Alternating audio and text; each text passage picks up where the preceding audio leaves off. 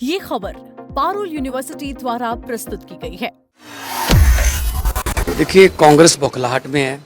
उनको ये पता ही नहीं चल रहा कौन सा मुद्दा।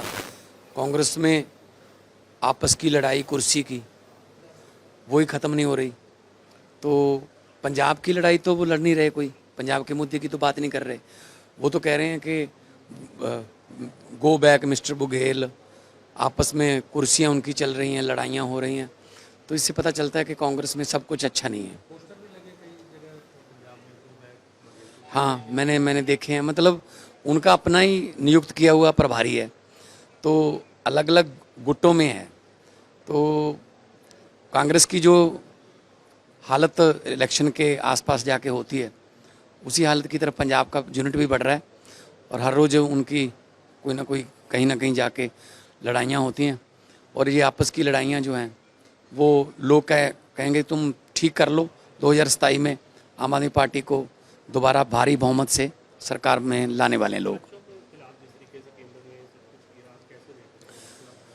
देखिए, पेपर लीक बहुत गंभीर मुद्दा है। उस पर पंजाब की विधानसभा में भी निंदा प्रस्ताव आया है। उस पर हमारे यंग जो एमएलए हैं सारे बोल रहे हैं, और इसका एक स्थायी हल होना चाहिए। तो अगर मोदी जी ये कह रहे हैं कि फास्ट ट्रैक कोर्ट में इसका फैसला होगा, इसका मतलब पेपर तो लीक होंगे ना। आप पेपर लीकेज क्यों नहीं रोकते? मतलब कभी आपने सोचा है कि किसी देश में फौज जो है वो पेपर करवा रही हो? कहते जी एयरफोर्स की ड्यूटी लगाई गई है, पेपर एयरफोर्स के जहाज़ों में आएंगे।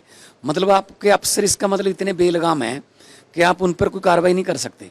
पेपर की लीकेज रोकिए। उस पेपर लीकेज के बाद उसका फैसला कितनी जल्दी आएगा इससे कोई फर्क नहीं पड़ता। इसको क्लियर होना चाहिए ना, लोगों के पास ऑप्शन होनी चाहिए। प्योर पेट्रोल और E20 मिक्स।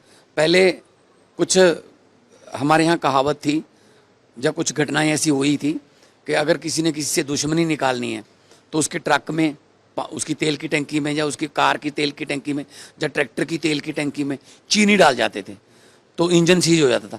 तो भाई गन्ने की चीनी हुई है, वो कहाँ से लाए हो वो चीज़ें जो इंजन सीज कर रही हैं? लोगों को बताना चाहिए। लोगों की मेहनत की कमाई की गाड़ियाँ हैं, किसी के पेड़ों को पैसे नहीं लगते।